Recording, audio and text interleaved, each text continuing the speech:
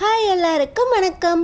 நம்ம அழகே அழகு சீரியலில் தங்கராஜ் சுரேஷ் கிட்ட நம்ம 2 பேருக்கு மட்டும்தாண்டா பங்க்சுவாலிட்டி சின்சியாரிட்டிலாம் இருக்குது அப்படின்னு சொல்லி எல்லாரையும் பல்லங்கி கோம்பை அப்படிங்கிற காட்டுக்கு கூட்டிகிட்டு போயிடுறாரு. இன்னொரு பக்கம் எல்லாருமே மாப்பிள்ள ஒரு பிளான் போட்டுட்டாரு, அதை எக்ஸிக்யூட் பண்ணாமல் விட மாட்டாரா அப்படின்னு தங்கராஜ் சுரேஷ் பின்னாடி போய் அந்த பல்லங்கி கோம்பை காட்டுக்குள்ளே ஒட்டு மொத்தமாக மாட்டிக்கிட்டாங்க. கொடைக்கானல் பல்லங்கி கோம்பை காட்டுக்குள்ளே என்ன நடக்க போகுது வாங்க பார்க்கலாம். ஸோ பார்த்தீங்கன்னா பாக்கியராஜ் பேசினதில் ரொம்ப கோவப்பட்ட தங்கராஜ் நேராக ரூமுக்கு போக அங்கே ரேவதி இல்லை. செம கோவத்தோட சுரேஷ் ரூமுக்கு வந்து ரேவதி அங்கே இருக்காங்களா அப்படின்னு பார்த்தா சுரேஷ் இல்லை மாமா அப்படின்னு சொல்லிடுறாரு. மதி எங்கடா அப்படின்னு கேட்க அவளும் இங்கே இல்லை மாமா அப்படின்னு சொல்ல 2 பேரும் தேடி போய் பார்த்தா எல்லாரும் பாக்கியராஜோட ஒன்றா உட்காந்து ஸ்விம்மிங் பூலில் கதை பேசிக்கிட்டு இருக்காங்க.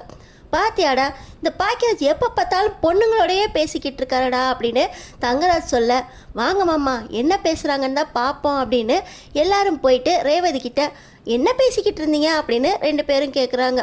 நாங்கள் அந்தாக்ஷரி விளையாண்டுக்கிட்டு இருந்தோம்மா, அண்ணன் ரொம்ப சூப்பராக பாட்டு பாடுது கவிதை சொல்லுது அப்படின்னு சொல்ல சுரேஷுக்கு அப்படியா அப்படின்னு ரொம்ப ஆச்சரியம்.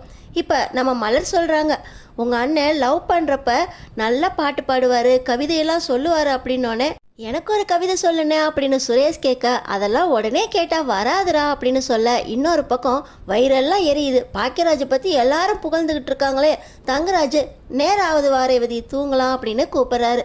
ரேவதியும் கொஞ்ச நேரம் பேசிட்டு போகலான்னு கேட்டாலும் தங்கராஜ் விடுற மாதிரி இல்லை. கொஞ்ச நேரத்தில் எல்லாரும் ரூமுக்கு போயிடுறாங்க. இப்போ தங்கராஜுக்கு மனசு ஃபுல்லாக ஒரே கேள்வி தான். பாக்கியராஜ் சொன்னது ரேவதியை நீங்கள் சந்தோஷமாக வச்சுக்கலாம் அப்படின்னு. நேரடியாக ரேவதி கிட்ட நான் உனக்கு எல்லா பொருளும் வாங்கி தரேன் தானே, உனக்கு வைரக்கமல் வாங்கி கொடுத்துருந்தேனே அதை போட்டியா? ஓ சுரேஷ் கல்யாணத்தோட போட்டிருந்தேனே, நான் உன்னை நல்லா கவனிச்சுக்கணா ரேவதி? நல்லா தாங்க கவனிச்சுக்கிறீங்க.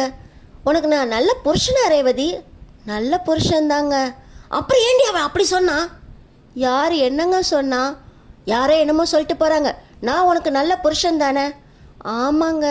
அதானே தங்கராஜ்னா நல்ல புருஷனாக தான் இருக்க முடியும். தங்கராஜால் மட்டும்தான் நல்ல புருஷனாக இருக்க முடியும். சரி நீ தூங்கு, லைட் ஆஃப் பண்ணிடலாம். தங்கராஜ் உனக்கு நல்ல புருஷன் தானே?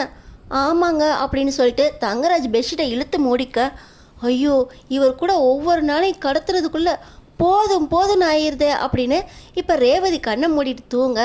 அங்கே இன்னொரு பக்கம் பாக்கியராஜும் மலரும் பேசிக்கிட்டு இருக்காங்க. நாளை காலையில் சீக்கிரம் எந்திரிக்க வேண்டியது இல்லைல்ல? ஆமாம் மலரு, நல்லா தூங்கு. அலாரம் இல்லாமல் தூங்க போகிறோம். மறுபடியும் நம்ம காதலிக்கிறப்ப இருக்கிற பாக்கியராஜ் வெளியே வந்துட்டார் போல. நான் எப்போவுமே அதே பாக்கியராஜ் தான் அப்படின்னு சொல்லிக்கிட்டே மலரோட காலை அமுக்கிக்கிட்டு இருக்காரு பாக்கியராஜ். மஷ்ரூம் பிரியாணி நல்லா இருந்துச்சுல, நான் ரெசிபி கேட்டு வரவா செஃப்புக்கிட்ட? எப்போவும் அதே நினப்பு தானாடி. நம்ம இப்படி பேசி ரொம்ப நாள் ஆச்சுல. ஆமாம், ஒன்று லீவ் டைமில் நீ டபுள் வேலை பார்க்குற, காலையிலேயே இல்லாட்டினா வேலை பார்க்க போயிடுற. நம்மளுக்கு பேசுகிறதுக்கு எங்கே டைம் இருக்குது? கொஞ்ச நேரம் பேசிக்கிட்டு இருப்போமா? நீ தூக்கம் வருதுன்னு சொன்னில மலரு, சரி நீ தூங்கு அப்படின்னு பாக்கியராஜ் சொல்ல பாக்கியராஜ் மலருக்கு முத்தம் கொடுத்து ஐ லவ் யூ மலரு அப்படின்னு சொல்ல என்ன ரொமான்டிக் மூடா அப்படின்னு சொல்லி மலரும் பாக்கியராஜுக்கு முத்தம் கொடுக்க இங்கே ஒரு பக்கம் முடியுதுன்னு பார்த்தீங்கன்னா இன்னொரு பக்கம் சூப்பராக ரொமான்டிக் சீன் ஆரம்பமாகுது. நம்ம அழகுமதியும் சுரேஷும் ஒன்றா டிவி பார்த்துக்கிட்டு இருக்காங்க. எனக்கு தூக்கம் வருது அப்படின்னு சொல்லி நேராக டிவி ஆஃப் பண்ணிட்டு சுரேஷ் நீ தூங்கலையா அப்படின்னு கேட்க இல்லைங்க கொஞ்ச நேரம் ஆகட்டும் அப்படின்னு அழகுமதி உட்காந்து ஃபோன் பார்த்துக்கிட்டு இருக்க. எனக்கு திரும்ப வேலை கிடைச்சதுல ரொம்ப சந்தோஷம். எனக்கு வேலை கிடைச்சதுக்கு நீ தான் காரணம். உனக்கு தேங்க்ஸ் சொன்னேனா என்னன்னு தெரியல. ரொம்ப தேங்க்ஸ்.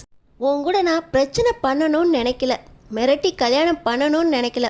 என்னதான் எப்படி தான் கல்யாணம் நடந்திருந்தாலும் என்ன மாதிரி இன்னொருத்தன் ஒரு நல்ல புருஷன் உனக்கு கிடைச்சிருக்க மாட்டான்.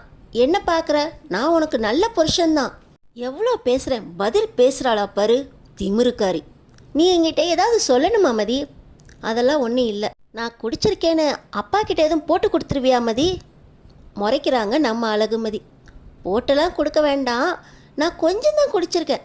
குடிச்சிருந்தாலும் இது நம்மளுக்கு ஹனிமூன் ட்ரிப்பு தானே. அழகுமதி செம்மையாக ஒரு முறைக்கிறாங்க சுரேஷை பார்த்த உடனே. இல்லை இல்லை, நான் யதார்த்தமாக தான் சொன்னேன். நான் ரொம்ப இதெல்லாம் எடுத்துக்க மாட்டேன். நான் குடிச்சிருந்தாலும் நல்ல புருஷன்தான். அன்னைக்கு மாதிரி உன்னை வெளியெல்லாம் போன்னு சொல்ல மாட்டேன், இங்கே படுத்துக்கலாம் அப்படின்னு சொல்லிட்டு சுரேஷ் தூங்கிறாரு. அன்னைக்கு நைட்டு அப்படியே முடிய அடுத்த நாள் காலையில் பார்த்தீங்கன்னா நம்மளை மாதிரி ஒரு சின்சியாரிட்டி பங்க்சுவாலிட்டியை கீப்பப் யாருமே பண்ண மாட்டாங்களா அப்படின்னு தங்கராஜ் சுரேஷ் கிட்ட சொல்லிட்டு எல்லாரையும் எதிர்பார்த்துக்கிட்டு இருக்க. இன்னொரு பக்கம் என்னங்க இந்த காலையிலே எழுப்பி விட்டுருக்காரு, தூங்கலான்னு நினச்சேன் அப்படின்னு ரேவதி சொல்ல, பார்த்தீங்கன்னா பாக்கியராஜ் மாப்பிள்ளை ஏதோ பிளான் பண்ணிட்டாரு, எக்ஸிக்யூட் பண்ணாமல் விட மாட்டாரு அப்படின்னு சொல்லி 4 பேரும் இங்கே தங்கராஜ் கிட்ட வர, இங்கே ஏதோ பக்கத்தில் பல்லங்கி கோம்பை காடு இருக்குதான், அங்கே எல்லாரும் வாக்கிங் போகலாம். வாக்கிங்க்கு இந்த ரெசார்ட்டே ரொம்ப பெருசாக தான் இருக்குது, இங்கே போகலாமே. வயசானவன் மாதிரி பேசாராம் பாரு. எல்லாருமே வாக்கிங் போகிறோம் அப்படின்னு சொல்லி எல்லாரையும் விடாப்பிடியாக தங்கராஜ் கூட்டிகிட்டு போக, காடு ரொம்ப நல்லா இருக்கு மாமா அப்படின்னு சுரேஷ் சொல்ல, இவங்க 2 பேருக்கும் கல்யாணம் பண்ணி வச்சிருக்கலாம் அப்படின்னு ரேவதி நினச்சிக்கிறாங்க. கோப்பை காட்டுக்குள்ளே நடக்கிறாங்க, வழியை விட்டுடுறாங்க. ஃபோனில் டவர் கூட இல்லை, ஒரே மரத்தை சுற்றி சுற்றி வராங்க. இந்த பல்லங்கி கோம்பை காட்டு தாண்டி எப்படி எல்லாரும் வெளியே வரப்போகிறாங்க, வழி யார் சொல்ல போகிறா, இங்கே என்னென்ன பிரச்சனைகள் வரப்போகுது, அடுத்தடுத்து என்ன நடக்க போகுதுன்னு தெரிஞ்சுக்கிறதுக்கு நம்ம சேனலை சப்ஸ்கிரைப் பண்ணி தொடர்ந்து பாருங்கள்.